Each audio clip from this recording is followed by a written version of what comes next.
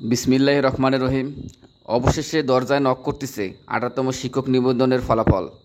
হয়তোবা আপনারা আর 2-1 দিনের ভেতর 18তম শিক্ষক নিবন্ধনের ফলাফল পেতে যাচ্ছেন।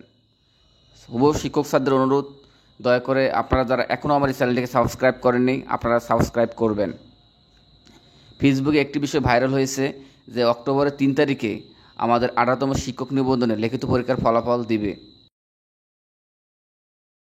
দৈনিক আমাদের বার্তারা যখন এনটিআরসিকে আমাদের 18তম শিক্ষক নিবন্ধনের ফলাফলের ব্যাপারে জিজ্ঞাসা করেছিল, তখন সচিব স্যার বলেছিল এই দিনটি ফিক্সড করে বলা সম্ভব নয়, তবে তারা দ্রুত রেজাল্ট দেওয়ার জন্য চেষ্টা করতেছেন। হয়তোবা অক্টোবরের প্রথম সপ্তাহে ফলাফল দিতে পারে।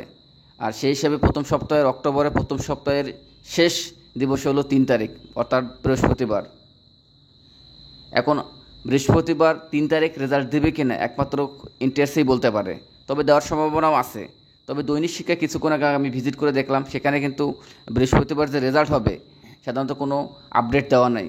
কারণ এনটিআরসির বিষয়ে যে কোনো আপডেট কিন্তু দৈনিক শিক্ষা খুব দ্রুত সবার আগে দিয়ে দেয়, তো সেখানে সেই আপডেটটা নাই।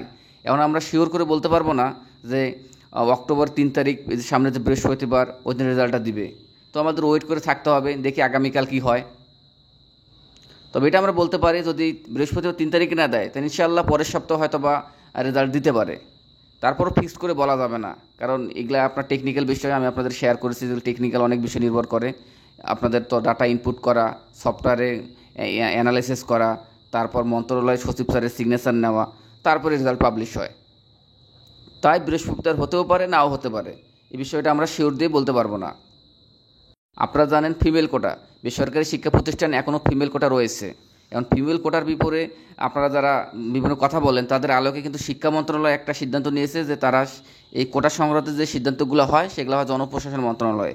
তাই তারা জনপ্রশাসন মন্ত্রণালয়কে একটা চিঠি দিয়েছে আমাদের বেসরকারি এমপিভুক্ত স্কুল কলেজ মাদ্রাসায়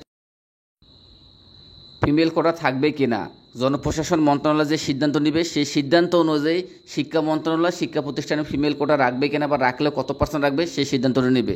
এবং সেই সিদ্ধান্ত হয়তোবা 6ষ্ঠ গণবিজ্ঞপ্তির আগেই আমরা পেয়ে যাব। মহান আল্লাহ তাআলা যেন 18তম শিক্ষক নিবন্ধন থেকে অনেক হুবহু শিক্ষক স্যারের মনের বাসনা পূরণ করেন এবং শিক্ষক হিসেবে কবুল করে। দয়া করে যে সকল শিক্ষক স্যার আমার এই চ্যানেলটিকে সাবস্ক্রাইব করেননি, আপনারা দয়া করে সাবস্ক্রাইব করবেন। সবাই সুস্থ থাকবেন, ভালো থাকবেন। আসসালামু আলাইকুম।